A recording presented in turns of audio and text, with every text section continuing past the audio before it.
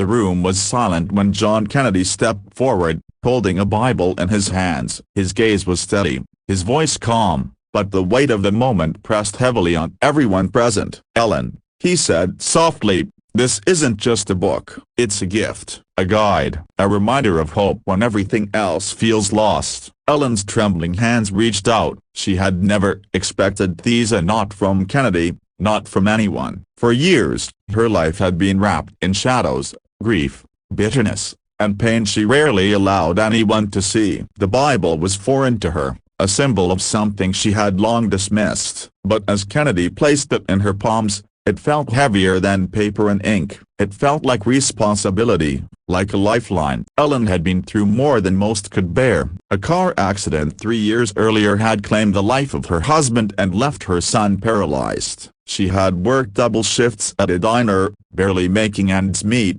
and carried resentment toward a God she thought had abandoned her. She still showed up with a smile, but behind closed doors, tears stained her pillow more often than not. Faith had no place in her home anymore, at least, that's what she believed. Kennedy knew her pain, not because she told him Ellen wasn't the kind to burden others, but because he paid attention. He saw how her hands shook when she carried plates, how her eyes glazed when others spoke of family, and how she quietly walked away when every hope was mentioned. Kennedy wasn't trying to preach to her. He was trying to hand her something that had carried him through his own darkest nights. When Ellen first opened the Bible, she thought she would just set it aside, but a folded note slipped out, handwritten in Kennedy's unmistakable style. It read, "This book saved my life more than once. Start with Matthew 11:28. You don't have to believe all at once, just let it speak." Curiosity, not faith,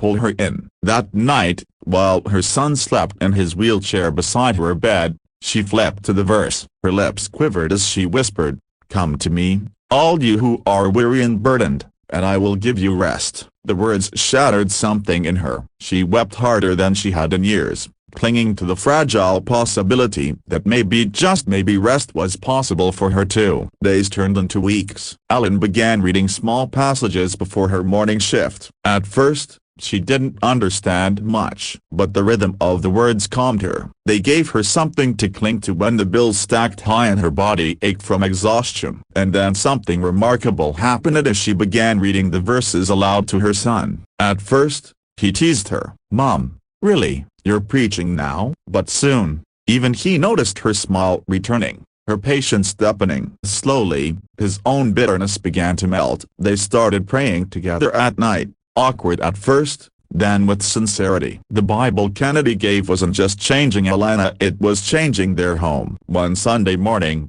months after that quiet moment when Kennedy handed her the book, Ellen did something no one expected. She stood in front of her small church congregation of people who hadn't seen her in years and told her story. She spoke of her anger, her pain, her loss. She spoke of how she wanted to give up. And then, with tears rolling down her cheeks, she lifted the same Bible high and said, "This gave me back my life, and I'm here to tell you it can give you back yours too." The congregation was silent, then rose to their feet in thunderous applause. But Ellen wasn't seeking applause. She was sharing freedom, the kind she never thought she'd feel again. Later that day, Kennedy found her outside the church, sitting with her son. She handed him the Bible back, but he shook his head. "No, Ellen, that was never mine. It was always meant for you." Ellen smiled through tears, clutching the book close. For the first time in years, she didn't feel broken. She felt whole. Her life didn't magically become easy. Money was still tight.